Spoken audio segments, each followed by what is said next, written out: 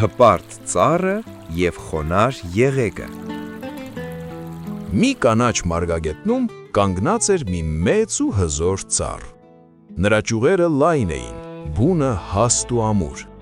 Քիչ հեռու, գետի ափին, աճում էին բարակ ու նուրբ եղեգներ։ Ծառը հաճախ հպարտանում էր. «Տեսեք, թե որքան ուժեղ եմ ես,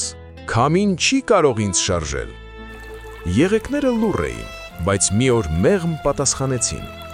«Ուժը միշտ բարձր կանգնելը չէ, երբեմն ուժը խոնարհվելն է»։ Հանկարծ երկինքը մթնեց, և ուժեղ փոթորիկ սկսվեց։ Քամին փչեց ամբողջ ուժով։ Ծառը կանգնած էր ուղիղ, չէր ցանկանում խոնարհվել, բայց քամին ավելի ու ավելի էր ուժեղանում։ Վերջում նրա ճյուղերը կոտրվեցին, իսկ բունը ճեղքվեց։ Իսկ եղեգները,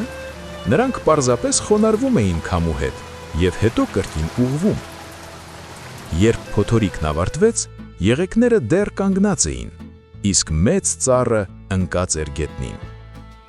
Առակի իմաստը։ Իսկական ուժը միշտ կարծր ու անշարժ լինելու մեջ չէ։ Երբեմն խոնարհվելը, լսելն ու հարմարվելն են մեզ պահում ուժեղ։